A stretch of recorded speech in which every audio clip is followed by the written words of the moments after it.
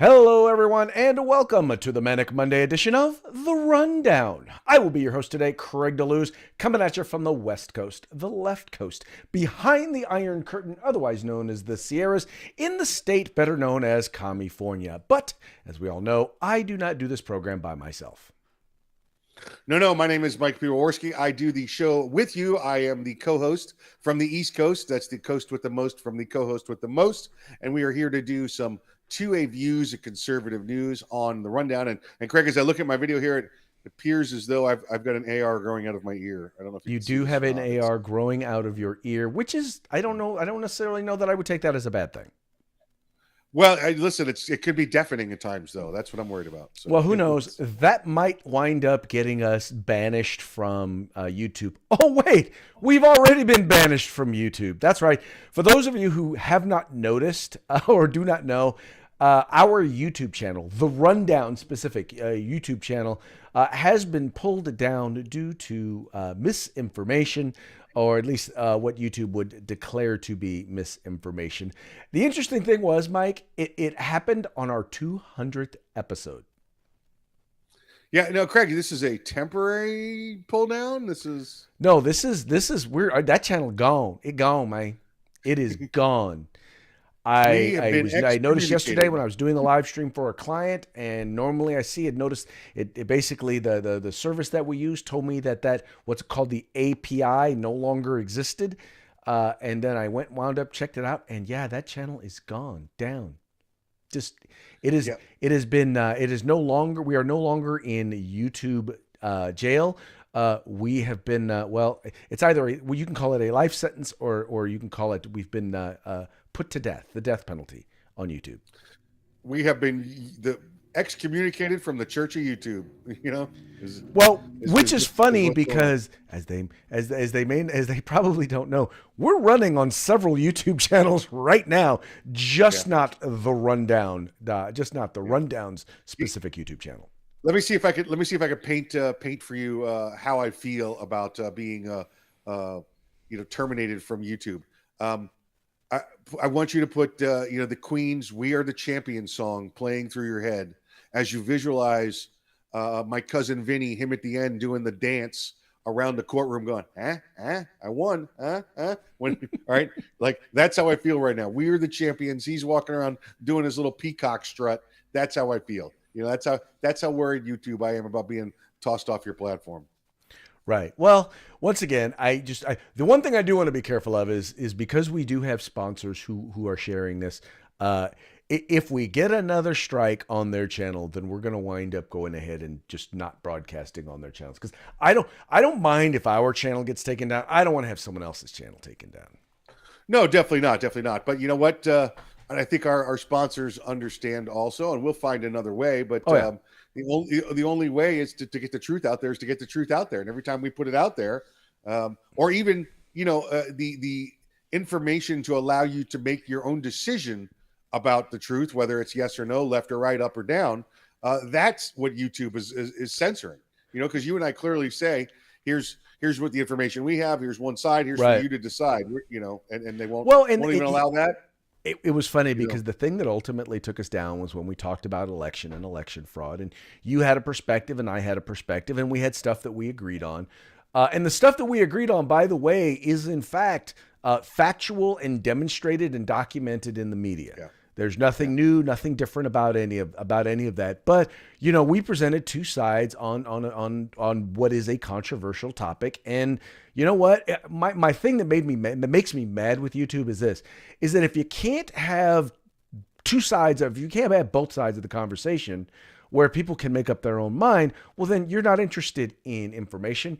You're not interested in misinformation. What you're interested in is indoctrination, which means you just want your own misinformation to be out there. And that's what we presented. We presented the side, the evidence and the side, given to you by the media and the liberals, right? And then we also gave you the truth. So we gave you both sides. Anyway, but That is what it is. And so, here we are now. We are still out here, and hopefully really, really soon, we're going to have another venue where you're going to be able to watch us. So we're working on that, and we will be letting you know really quick. Well, hopefully within the next week, we'll be letting you know about another opportunity, a way in which to watch the rundown completely and utterly uncensored of the left-wing media. Yeah, buddy. Yeah, buddy. Okay, so let's move on to the news because, we are on a clock. So we all know. Okay, so they're probably going to try and bust us for quote unquote misinformation again, or at least YouTube if they find out where we're hanging out now. Well, there was an op-ed that was in the Wall Street Journal. And it was really a commentary talking about the oral arguments which took place regarding President Biden's vaccine mandate that took place at SCOTUS on Friday. Now, the interesting thing about this is, now if we take a look at what Omicron, with all of the information that's come out in Omicron, and when I talk about some of this information, I'm not talking about anything that's right. It's literally everybody who's printing stuff in the media has recorded on this. Number one, we know that the vaccines that pretty much Omicron just goes through the vaccine like poop through a goose, right? Right. We know this already. We know that both masks and cloth masks and the vaccine, we know that they do not stop or slow down the spread of Omicron. We know this. And so one of the arguments that was made, and the argument that is made in this particular commentary, is that we already know that from a 1905 decision that the government can actually require people to basically get vaccines if it's deemed that it can prevent the spread of communicable diseases. But we now know that when it comes to Omicron, which represents about 95% of the cases of COVID-19 in the United States, we now know that it is not effective in preventing the spread of Omicron. It's not even prevented. It doesn't even have necessarily effect on whether or not you will get sick. It can't affect the severity, but not it can't affect the severity, but not whether or not you're going to get it or whether or not you can spread it. And so the argument that is made in this commentary, Mike, is that, then that means that doesn't it then make the vaccine mandate obsolete? Because the vaccine mandate, Mike, is all about preventing the spread of the disease. And it doesn't do that. And all the evidence out there says that it doesn't. So would you agree with this commentary that it, in fact, makes it obsolete? Well, yeah, and this is, the reason I believe the Supreme Court had to return what they said on the mandates is because how can you have a mandate that mandates you get something that's not effective, right? And you talked about the 1905 case, when you had polio, right? Okay, I could force somebody to get the polio vaccine because, using polio as an example, because the polio vaccine stops polio, right? That's what it was. There wasn't the alpha quadrant sector, different variants of it. You had polio. Well, now we have everything rolling through in this corona, and it variates every year, just like the flu does. I didn't say it was the flu. I said it varies every year, like the flu does. It has a little bit different, and so the vaccines that were out there and the boosters that were out there, when this hits the Supreme Court, they clearly say that it's not any effectiveness whatsoever for the current Omicron, variant of it. So. You can't make it effective, Craig. Listen, we're mandating you can't wear blue shirts. Can't wear blue shirts out there anymore because red shirts are bad. Mm-hmm. What? You just and by the way, we're not talking about because the first thing that they do is they'll fact check something like this and they'll say, well, but there were breakthrough infections. There are breakthrough infections with polio. But in over 90 some odd percent of the cases, if you get the polio vaccine, it prevents you from getting and spreading polio. That is correct. Just not the case any longer with Omicron. Whether you get the two shots or whether you get the booster, it is just showing that it's just not preventing it. And let's be clear about that. Then mandate it? I'm not saying if you want to get it, but when you start now mandating it. Rich, you were clear on that. The Yeah. We use polio as the example. We could have called Right. it, the ABC disease. Okay. Right. The polio, because over the course of the last 100 years or so that polio has been, we've been combating polio, it's changed less than 1 or 2%. Very little variation in change in polio. All right. Whereas, again, the coronavirus, just like a flu virus, will mutate every year, which is why you see a different flu vaccine every year, right? It's the same reason you would have to see a different coronavirus every time. Well, what they purported to be the end all be all for corona vaccinations and boosters, right, ends up not being effective against the third variant, what we have less than a year later, okay, with Omicron. So it shoots their whole, we must, inoculate to the whole country in order to be protected. It shoots that theory out of the wall. And Mike, let's be clear also. Even when it came to the Delta variant, it was not as effective as it was with the Alpha. In other words, with the Alpha, it was something like it reduced the likelihood of you getting it by something like 80-90%. And then with Delta, it was actually reduced significantly, somewhere down between 60 and 70%, maybe even lower. And then with Omicron, you're just as likely to get it if you're vaccinated or not. From what I understand, I could be wrong. But the point is that it's still highly communicable. Yes, you see this. And reading through the story and reading through the CDC's information releases, right? It says right in there that, and the reason that happened, Craig, is because when it first split and became Delta, it became a little bit varied. But since Delta has split and now we have Omicron out there, there's 50 different current variations of Omicron out there. 50 different current variations. Okay, so it's this vaccine's just not effective. And now what they're saying, this is the really interesting part, Craig, that if you have the booster and you have the vaccine, you're more likely now to get Omicron than those that have gotten no vaccines or boosters because you've diminished your own immune system. Well, yes, there are doctors who have said that theoretically that is the case. From CDC. I'm not going with theory, Craig. There are doctors from the CDC. I haven't seen that from the CDC, but I know that there are very reputable epidemiologists and virologists who have said just that. That's what I'm saying. I know that there are people out there who have said just that. I haven't. I've read it from several of them. I just haven't seen the stuff from the CDC like you're talking about. Right. Well, I'm not refuting you. I'm not arguing. I'm just saying that I have seen it from reputable folks. And maybe the CDC hasn't come out and said this is our research, but what they have said is that's the research that they've done is acceptable research. We're going with it. There you go.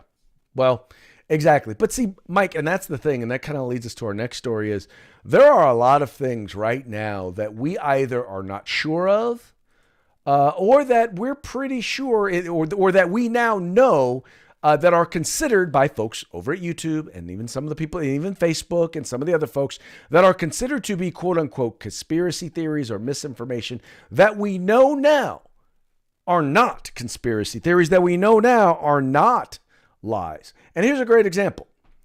Joe Biden in Pennsylvania, 2 million mail-in Pennsylvania votes, right? 2 million of them. Maine would now be unconstitutional. What happened was the Pennsylvania Supreme Court made a decision.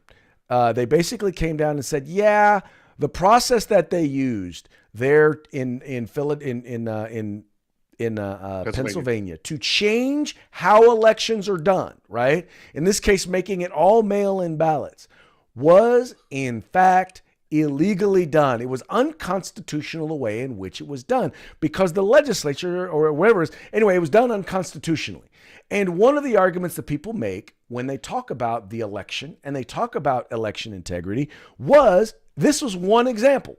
But if you bring up this example in a YouTube video or on Facebook, they consider that to be, lying. They consider that to be voter misinformation. Well, guess what? Now we know, Mike, not only do we know it happened, because we always knew that it happened, we now know that it was in fact unconstitutional and should not have been done. And those mail-in ballots would not have counted or should not have counted. Now, they're not going to overturn the election, But I think this says a lot about the charges that many people have made regarding election integrity in the 2020 presidential election. You know what? I think this is all I can say, Craig. You just have to do this. You just have to go. Told you so. Well, yes. Okay. I don't disagree. There are some of the things that some of the claims that you have made or some of the things you've said that I disagree with. I think this is an example of something that we do agree with and we do agree happened. But I don't think these things were ever refuted. But again, this is what we told you, and this is what we got thrown off of YouTube for, Craig, right? This is right. it. That they knew they could do this and delay and stall the courts long enough to get it to where it had to be accepted. And that's what they did in this case. They knew it would never stand up to judicial scrutiny, okay? So they stall, they do everything they can. And what do the people of Pennsylvania do? What do the good people of Pennsylvania do? Well, they don't want to see bloodshed, right? So maybe they just go along with it because we'd rather have an idiot for president for 4 years than worry about losing, members of our family to an all-out shooting revolution all over again. And that's where it was this time. That's really what it came down to. The passion of people believing that this election was stolen is pure. But people sat and said, not really willing to do this again. Now, don't get me wrong. There's plenty of patriots out there that understand the whole the tree of liberty needs to be watered with blood every once in a while of tyrants and patriots. Everybody gets that, but was this it? Because this came on so suddenly, so fast. I think people said, "Wait a second, hold on. I don't know if I'm there yet. I don't know if I'm at that threshold where it's time to go do that." But this is the vindication. This is what people made good reasons to not overreact. I believe many people in our government, including local judges and politicians, made those decisions also to keep that from this nation going to bloodshed. But I think now it all starts to come out in the wash. Good decisions were made, and now the revelations are coming out that the reason the decisions were made were righteous. Well, and the thing that's even worse about this, Mike, is there were electeds who were like, look, they questioned whether or not they should certify the election because these questions needed to be answered. And you literally had a left and a mainstream media that refused to even ask these questions, to say, look, these by the way, these are legitimate. Many of these are legitimate questions. Some of the things that were legitimate questions asked and answered. But this was one we're now finding out. We always knew that, that's not what the law says, and you're not supposed to be able to do that. And, here's the thing is that if we lose faith in the peaceful transfer of power, then basically what our government is starts to then fall apart. Faith in government at all starts to fall apart. And the problem is that you have people who are talking about balancing the idea of believing in a lie in order to protect the overall system of government. And I don't believe that is an effective way to protect our democratic republic at all. I think that we need to be open. We need to be transparent. We need to point these things out. And I think if you had people who are on both parties, people who are involved in the process, and don't get me wrong, I think there are people on the right who are more committed to winning than the integrity of the process. And there are people, but I think more what we're seeing here now is there are a ton of people on the left in this particular election who were more committed to winning than protecting the integrity of the process. And I think it's very short-sighted. And I think in the end, it helps to add to and lead to the complete and utter undermining of our peaceful transition of power that is so unique to us here in the United States. The quick reaction to the judges that were out there, the liberal left, the media, and everybody else to try and fortify the theft of this election. Okay, whether we believe it was stolen or not, but to rush along the process to verify that, yes or no, to provide evidence either way, to let it go to a court, to let it go to even to some extent to public opinion, to allow all the evidence to be gathered. Okay, because that wasn't done either. They sat down and said, "Here's our timeline. If we make this timeline, we don't have to worry about any of these allegations. We can get through that." All of that rush through, all of that unwillingness to have a fair process to figure out what really happened during the election is what directly led to the 10,000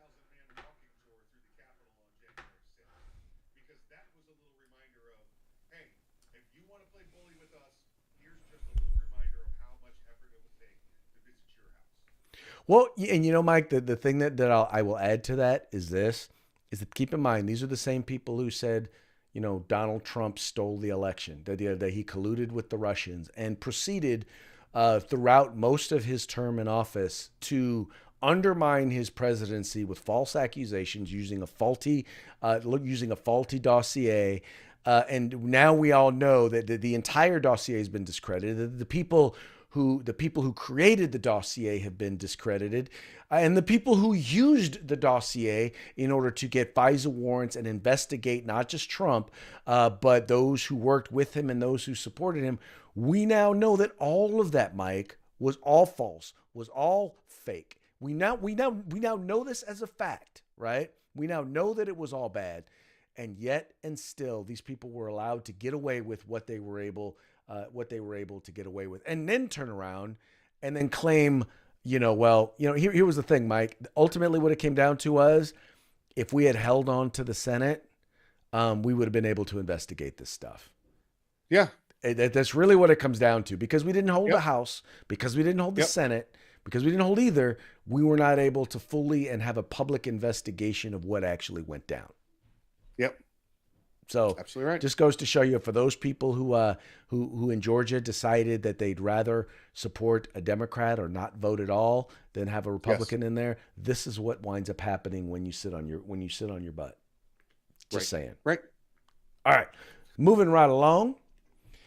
Well, let's talk about another conspiracy that's going on, and that has to do with the folks who are working on our southern border to protect and defend our nation. Now, there was a meeting that a number of members of the Border Patrol had with Mr.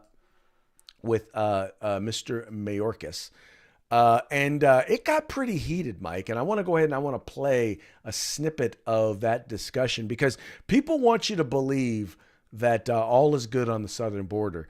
But morale is down. Not only is morale down, but they are literally angry and frustrated because they believe they're being put in a no-win position and aren't able to actually do their jobs. And here's what they had to say right there with Mayorkas in the room.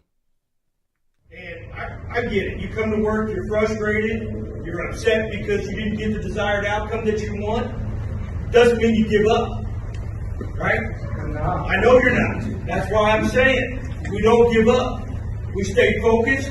We continue to do the job and the mission that we signed up for. Right? We all signed up for it. We all raised our hand. It's kind of hard to say that. To defend the Constitution, not the It's not hard to say it. It may be hard for you to say it, but I've been doing this for 31 years. It's not hard for me to say it. Every day I wake up and I'm committed to this organization, and I'm committed to each one of y'all. We say the same thing, but it seems like the policy's kind of. Then you keep releasing criminal Because aliens in the country. you're getting bogged down in the policies and the You can't even politics. say illegal alien. What's that? You can't even say that. That's why Chief Scott left. You just said it. You can't. Is anything going to happen to you? You just said it. The whole generation. Why are you guys getting caught up in semantics? Right? There's a mission out there to be. There's a mission out there to be had, guys. We can sit here and argue about it till we're blue in the face. Right? I've been doing this job as long as y'all. That's the problem. What's that? That's the problem, Chief. For evil to triumph is for good men to do nothing. That's I can't hear you. what's happening. For evil to triumph is for good men to do nothing. That's exactly what's happening here. Good men are doing nothing. You're allowing illegal aliens to be dropped off in communities. You are doing something. No, sir, we're not. You are. No, You're sir. rescuing people every day. You're taking fentanyl off the streets every day. You're taking methamphetamine Yes, and under this criminal administration, aliens for the off the last streets year, we've every got the day. highest fentanyl death in the history of our country. In 1 year, in this country. You know, we've made more One year. fentanyl seizures already this year than we made last year. How many have we not catch because we're focusing on expanding? I don't know. And that's the problem. And we're- All right, so Mike, and here, this is now the guy that you heard speaking. That was Chief Raul Rodriguez. He's the U.S. Border Patrol chief, and he's making an argument. You guys are getting caught up in the policy and the semantics, but the point they're making is, look, we're not allowed to do our jobs. you won't, we can't arrest people. We arrest them. You just release them out on the streets. You don't have enough agents down here. So we're seeing more fentanyl deaths because, yeah, we've found more fentanyl. We've caught people with more fentanyl, but more is getting in than we're even allowed to be able to find. Yeah, listen, it's the chicken and the egg, right? Which comes first here? You've got they're letting more or they're stopping more drugs than ever before. Well, that's because more drugs than ever before are coming in. We have more criminals attempting to gain entry to our country because they know that there's going to be no penalties imposed on them.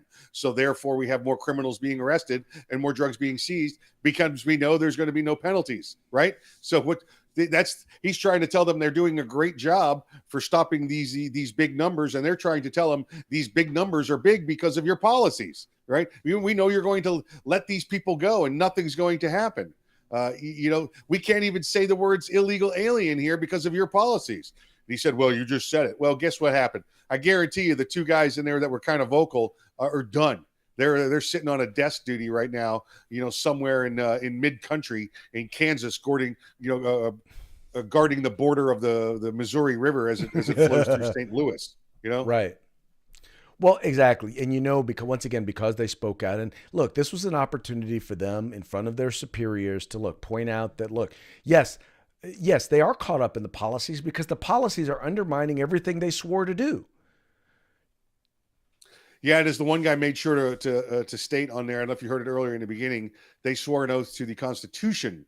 Right. And that's what most agencies do, is they swear to uphold the Constitution and laws and the lawful orders of those appointed over them. Well, I love the way the guy said, where we run off the rails is the lawful order portion of those appointed over them. So right. Well, and what I love when the officer said, look, all that's left is good men to do nothing. And because what happened was the guy said, well, I've been doing this for 31 years. He said, well, that's the problem. Because for 31 years, you've allowed policy and policymakers to undermine the work that we're supposed to be doing here at the border. That's what it really came down to. I don't know that that guy Raul there specifically has done it, but if 31 years and you're the boss, what you've been doing for 31 years has been saying yes sir, no sir, yes ma'am, no ma'am. Right. I don't think he's been the boss for 31 years. He's probably been a border patrol agent for 31 years. Yeah, and I know his background. He did work his way up, but he did not work his way up based on his number of arrests and he made in cases solved. It was because he was a yes man, no man with the boss. Exactly. That there be how it be. Yep. Anyway, which kind of rolls into the next story too, Craig. When you think about it, you've got border patrol agents here that are afraid to do their job or unable to do their job, right? Right. And this is the same. This is one of the key reasons our next story is even a story. Exactly. And what Mike is talking about is, and this was kind of quietly reported over the week. In fact, I didn't see it reported anywhere except for on Fox News. And that was that as of Friday, now this was Friday, so unfortunately I didn't see the story till after we did the show, but there were 6 law enforcement officers were shot in a violent trend. And basically within 48 hours, 6 law enforcement officers were shot in the line of duty, once again, during a 48-hour period. And there is a scary trend that is taking place that they're referring to here. And that is the fact that criminals are no longer, it used to be thought that if you attacked a law enforcement officer, you were considered an extreme danger to society, because if you'll attack a cop, you'll attack anybody. But now that seems to be the thing to do. At least from what we're seeing right now, they are under serious attack, not just by policymakers, not just by politicians and by the media, but serious physical danger. Yeah, the issue is that your law enforcement officers are in fear of doing their own jobs. They had what's called qualified immunity, and for the most part, in most jurisdictions, they still have qualified immunity. And folks, once you look this up, Harlow versus Fitzgerald. Harlow versus Fitzgerald is where qualified immunity comes from. Supreme Court case in 1982, which actually came from, of all things, a Watergate case, where which assistants and which agents and everybody else had the protection of the government of immunity is where that case came from. Anyway, what qualified immunity says is those in law enforcement is how it's been interpreted and brought down is those in law enforcement that are doing their duty receive qualified immunity. Why is it qualified? Because unless they're doing something that's illegal or against policy. So if they do something that's illegal or against the Constitution, is actually what it says, illegal or against the Constitution, they're covered by qualified immunity. All right. So that, what does that do? That gives them the ability to make those split-second decisions out there and not have to worry about a rogue prosecutor or an aggressive prosecutor or an agency, a political agency with a political mayor and governor that throw you under the bus.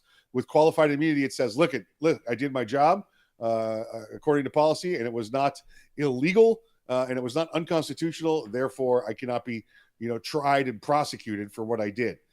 Well, we've seen, how many cops getting thrown under the bus immediately, and whether or not the shooting was justified or not, it's taken 24 hours for prosecutors to go nuts on cops, and they're losing their jobs and they're getting fired and they're sitting in a holding cell less than 24 hours later. And they got to go through years and years of process to figure out, if any crime was committed or whether they did something under qualified immunity. Now, many jurisdictions have gotten rid of qualified immunity because, oh my God, how can we allow cops to murder? No, we don't allow cops to murder. If they did something illegal or they did something unconstitutional, they're going to be held accountable for it. And because people don't seem to understand what qualified immunity is, they want to get rid of it. They think it means absolute immunity, which it does not. Which is absolutely does not equal absolute immunity. Qualified immunity, police need to do their job. Without it, you're going to get exactly what you get now. You're going to get more cops being killed because what they're doing is sitting back. They're not taking any action, not taking any proactive action whatsoever. And they're just sitting back and allow themselves to become targets because I guarantee you, Craig, of these 6, that at least 1 or 2 of them may have pulled their firearm, may have tried to defend themselves, but the thought in the back of their head was, wait, I don't want to go to trial for this. Right. So they didn't do it. And then they ended up being killed over it. Okay. Well, and you wind up with either instances of that happening, or you wind up with instances of law enforcement officers hesitating to go into situations where they might have to utilize their weapon to defend themselves or someone else because they're afraid that their judgment is going to be second guessed and in a way that is unreasonable.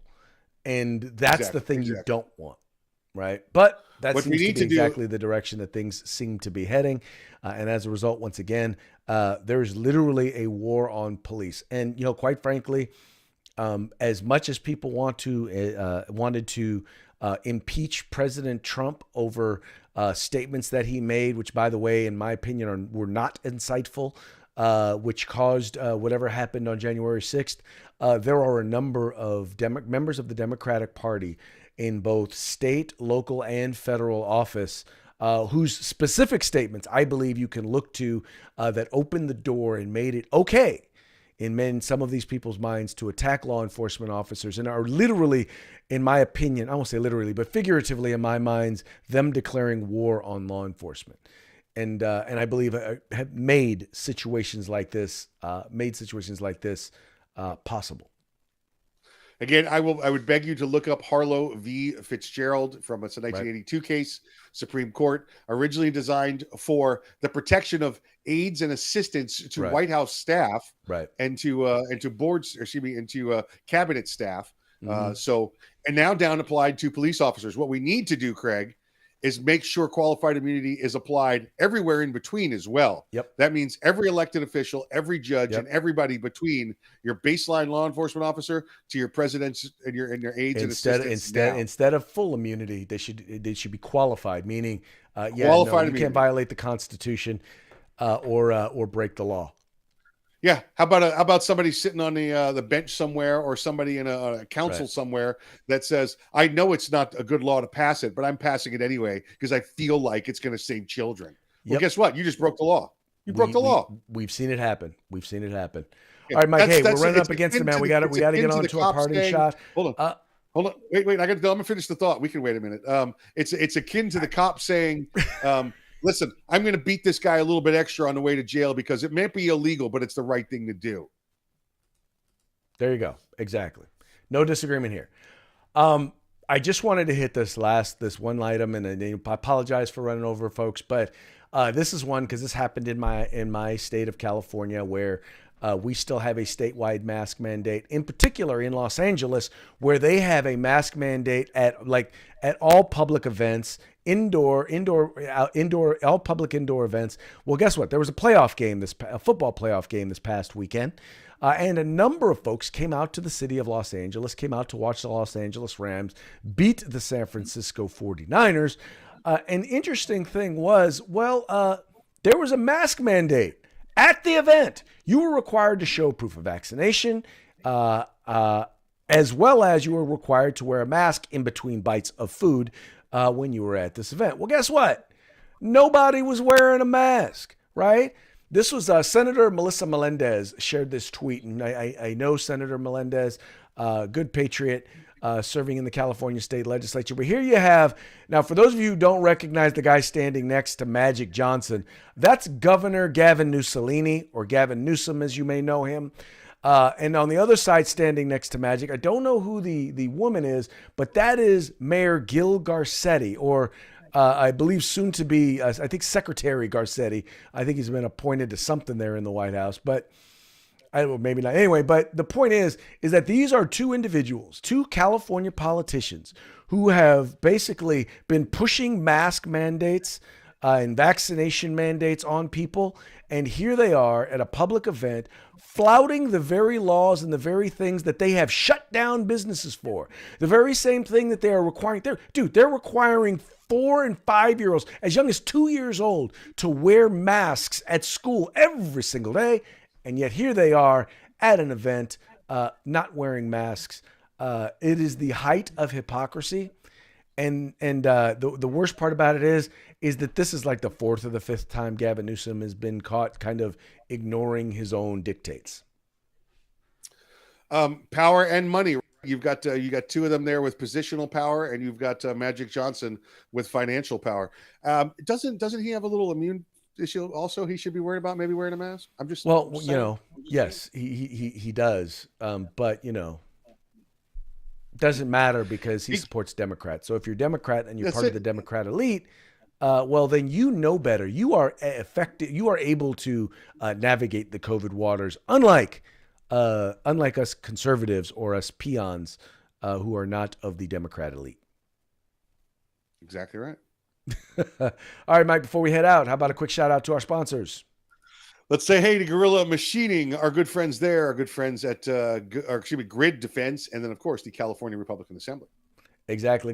Folks, please make sure, follow them, follow the links in the description to our video, check them out, make sure and by the way, if you like what they stand for, if you like their products, buy them, and make sure you tell them the folks here at the Rundown to encourage you to do so. If you like what the California Republican Assembly stands for, become a member today. Become a part of the solution, because if you're not a part of the solution, you're part of the problem. Don't be a part of the problem. With that, we will encourage you guys, please take a moment, like, share, and subscribe. I guess right now that would just be on Facebook, hopefully in a few other places. But please remember, like, share, and subscribe, and encourage your friends to do the same. With that, we's gonna be out, and we will see you tomorrow on Taco Tuesday. Taco Tuesday.